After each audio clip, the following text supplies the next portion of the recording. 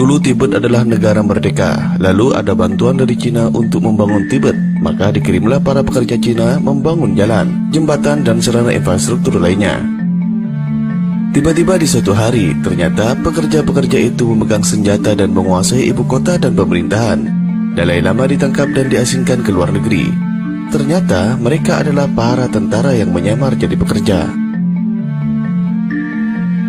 Pada 21 Oktober 1950, tentara Cina menginvasi Tibet, padahal Tibet telah mendeklarasikan kemerdekaan dari Cina pada tahun 1913.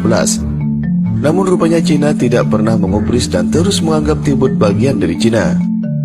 Akibat invasi Cina, Tibet mengalami kekalahan dan terpaksa menandatangani 17 pokok perjanjian yang menyatakan pengakuan pemerintahan Cina terhadap Tibet. Dalam perjanjian itu, Cina memperbolehkan adanya administrasi otonomi yang dipimpin oleh Dalai Lama. Perjanjian tersebut baru diratifikasi di Lhasa sebulan setelah ditandatangani. Dalam perjanjian itu disebutkan kalau Dalai Lama memerintah di Tibet yang merupakan bagian dari wilayah Cina. Perdana Menteri Tibet Runggawa kala itu tidak pernah mau menerima perjanjian dengan Cina.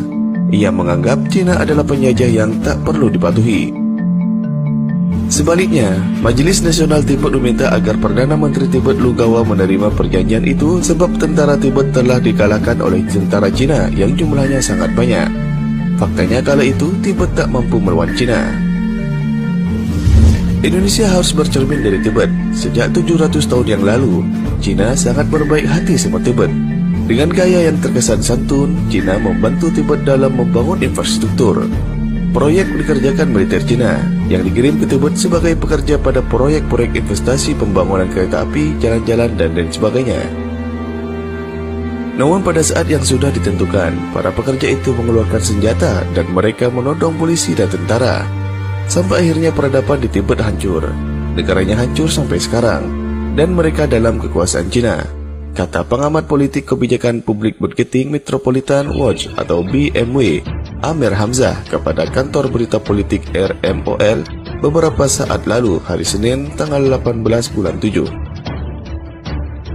Dengan pola yang sama, Amir Hamzah melihat hal ini juga sedang dijalankan Cina di Indonesia kini. Setelah berinvestasi di Indonesia, investor juga telah menyelundupkan para militer Cina ke Indonesia dengan dalih tenaga kerja proyek.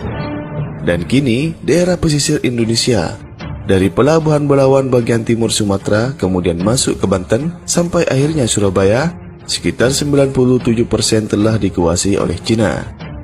Dan tidak mustahil apartemen-apartemen tempat-tempat tertentu di pesisir pantai itu, mereka gunakan sebagai tempat persembunyian mereka untuk mengintai perairan Indonesia, ungkapnya.